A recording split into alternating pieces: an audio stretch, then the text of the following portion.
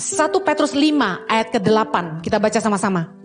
Sadarlah dan berjaga-jagalah, lawanmu si iblis berjalan keliling sama seperti singa yang mengaum-ngaum dan mencari orang yang dapat ditelannya. Kalau orang Kristen santai, saya mau kasih tahu, iblis gak pernah santai. Anda bilang ini, alah Bu Heni, iblis itu kalahnya pakai firman, kita tengking aja pakai ayat. Saya kasih tahu, kalau Anda jago teologia, iblis juga. Jangan bangga kalau tahu banyak firman Tuhan. Karena iblis justru, ingat di padang gurun, mencobai Yesus justru dengan firman Tuhan yang diputar balikkan. Hati-hati jangan sampai kita putar balik firman Tuhan. Iblis selalu berusaha mendatangkan pencobaan dalam hidup kita untuk menjatuhkan anak-anak Tuhan khususnya.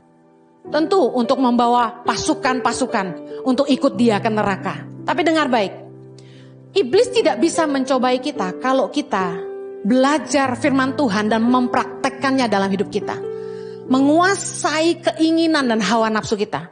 Karena iblis mencobai manusia itu justru melalui keinginan hawa nafsu untuk membuat kita jatuh.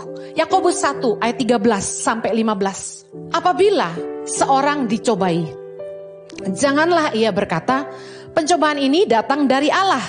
Sebab Allah tidak dapat dicobai oleh yang jahat dan ia sendiri tidak mencobai siapapun. Jadi kalau Anda ngalamin pencobaan jangan bilang, Tuhan kenapa cobai saya.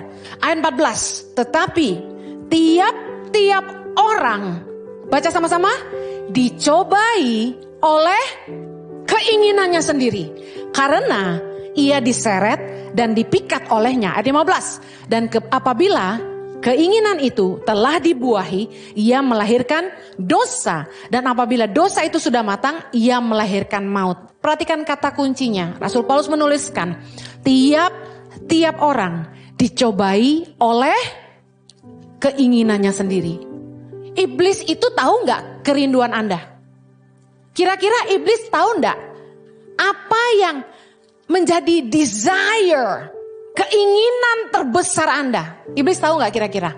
Tahu. Iblis itu bakal menawari kita hal-hal yang membuat kita lupa sama Tuhan, lupa kebenaran. Iblis datang dalam rupa pemenuhan kebutuhan hidup. Makanya orang banyak ke Gunung Kawi. Karena gak ono sing ora soge gitu. Jadi katanya kalau ke Gunung Kawi semua orang jadi kaya. Itu tipu. Papa mama saya dulu rajin ke Gunung Kawi. Saya itu kalau mereka lagi nungguin daun jatuh di bawah pohon, saya nonton wayang. Ding ding ding ding ding ding ding ding ding ding gitu. Jadi segala macam wayang tuh dulu saya suka banget. Sambil makan tebu. Ingat saya di Gunung Kawi. Terus ubi cilembu yang manis. Nah, yang pernah ke Gunung Kawi langsung ketahuan. Ubi cilembunya manis banget, Bo. Airnya dingin ya, kalau yang dari sumur itu ya. Tidak mendatangkan kekayaan, tapi kehancuran. Dengar baik. Orang yang tidak dapat mengendalikan jiwanya dan keinginan hawa nafsunya, ketika dicobai oleh si jahat, maka ia akan mudah jatuh ke dalam dosa. Iblis datang sama Yesus nawarin. Kan Yesus lapar 40 hari puasa.